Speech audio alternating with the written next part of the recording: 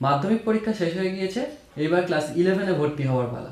এবার ক্লাস 11-এ ভর্তি হতে গিয়ে তোমাদের অনেকের মনেই প্রশ্ন রয়েছে, ফোর্থ সাবজেক্ট কি? ফোর্থ সাবজেক্ট গুরুত্বপূর্ণ? এটা কি নিতেই হয়? না নিলে কি হয় না? ফোর্থ সাবজেক্ট নেওয়ার গুরুত্ব কি? কারা নেবে ফোর্থ সাবজেক্ট, কারা নেবে না?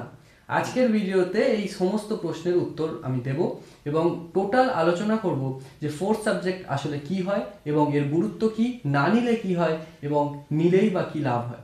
দেখো, আমরা যখন ক্লাস 10 অর্থাৎ মাধ্যমিক পাস করে আমরা যখন ক্লাস 11-এ উঠি, তখন আমাদের সাবজেক্ট চুজ করতে হয়। প্রথমে হচ্ছে স্ট্রিম আমরা সিলেক্ট করে নিই, আমরা সায়েন্স নেব, আর্টস নেব নাকি কমার্স নেব, আমরা প্রথমে স্ট্রিমটা চুজ করে নিই। এবার সাবজেক্ট সিলেকশন যখন হয়, আমাদের সাবজেক্ট সাধারণত তিন ধরনের হয়ে থাকে।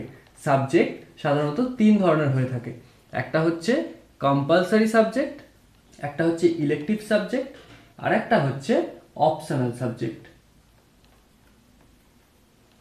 হলো, এইবার কম্পালসারি সাবজেক্টের মধ্যে কি আসে? কম্পালসারি সাবজেক্ট মানে হচ্ছে আমাদের ফার্স্ট ল্যাঙ্গুয়েজ বাংলা এবং সেকেন্ড ল্যাঙ্গুয়েজ ইংলিশ। এইবার ইলেকটিভ সাবজেক্টের মধ্যে কি আসে? তুমি সায়েন্স নেবে, আর্টস নেবে নাকি কমার্স নেবে সেটা তুমি ঠিক করে নিলে।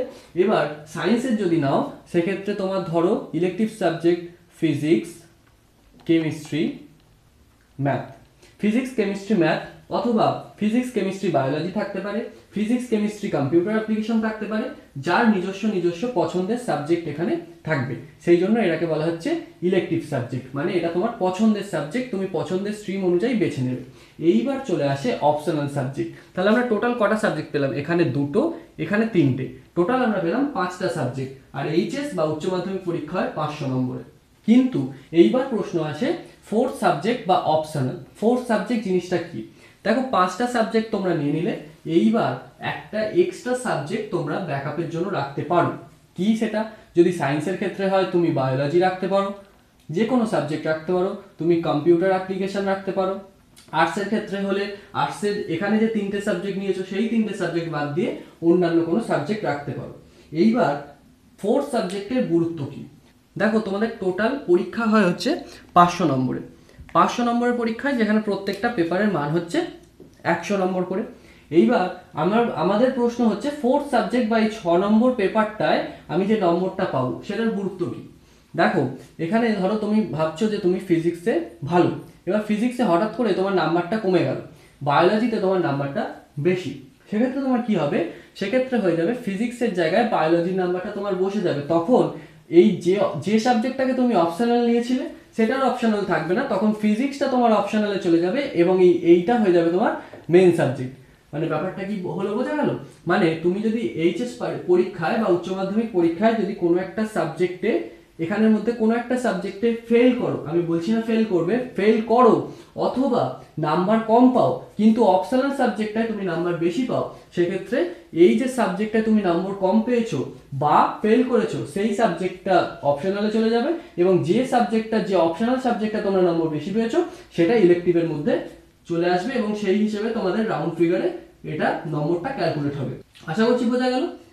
এইবার আসি ফোর্থ সাবজেক্ট আমার গুরুত্ব কি। ফোর্থ সাবজেক্ট কি নিতেই হবে? না, ফোর্থ সাবজেক্ট নিতেই হবে এমন কোনো বাধ্যতামূলক নেই। কিন্তু তোমাদের মধ্যে অনেকেই উত্তেজনার বশে মনে করো, বিশেষ করে যারা দুর্বল, তারা মনে করো আমরা 4টে সাবজেক্ট 5টা সাবজেক্টই পড়তে পারছি না, আমি আবার কি অপশনাল সাবজেক্ট নেবো। কিন্তু এই ধারণাটা একেবারে ভুল। তোমরা যদি মনে করে থাকো যে অপশনাল সাবজেক্ট তোমাদের ক্ষতি করবে, এই ধারণা সম্পূর্ণ ভুল।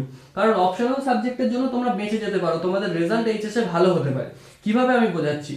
আমার এইচএস এ 3টে সাবজেক্ট ছিল, সায়েন্স গ্রুপ ছিল, ফিজিক্স, কেমিস্ট্রি, ম্যাথামেটিক্স ছিল।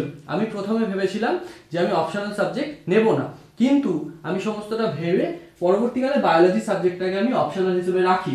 এইবার এইচএস এর রেজাল্ট শুনলে তোমরা অবাক হয়ে যাবে। কি? এইচএসে আমি ফিজিক্সে পাই 53, সেখানে বায়োলজিতে পাই আমি 84। তাহলে 53 আর 84 ডিফারেন্সটা কোথায় দেখছো? 53 আর 84 ডিফারেন্সটা একটা হিউজ ডিফারেন্স। তখন আমার কি হলো, আমার এইচএস এর নম্বরে যোগ হলো 84 আর 53টা অর্থাৎ ফিজিক্সের নম্বরটা আমার অপশনাল হয়ে গেল। তাহলে এইভাবে তোমাদের যে ফোর্থ সাবজেক্ট বা অপশনাল সাবজেক্ট তোমাদের বাঁচাতে পারে, এইচএস এর নম্বরে বেশি নম্বর এনে দিতে পারে। তাই আমি বলবো ফোর্থ সাবজেক্ট বা অপশনাল সাবজেক্ট অবশ্যই রাখবে, অল্প অল্প পড়বে, কিন্তু দেখবে পরবর্তীকালে অপশনাল সাবজেক্টের জন্য তোমার ফেল করা রোধ হতে পারে, অথবা তোমার নম্বরটা বেশি হতে পারে। তাই বলবো অবশ্যই ফোর্থ সাবজেক্ট রাখবে। আশা করছি ফোর্থ সাবজেক্ট কি, ফোর্থ সাবজেক্টের গুরুত্ব কি এবং এটা রাখা উচিত কি উচিত নয়, রাখলে কি উপকার হবে বা না রাখলেই বা কি ক্ষতি হবে, আশা করছি ভিডিওটাতে পুরোটা বোঝাতে পেরেছি। যদি ভিডিওটা ভালো লাগে অবশ্যই একটা লাইক করবে আর সাবস্ক্রাইব করে আমাদের সঙ্গে থাকতে ভুলবে না।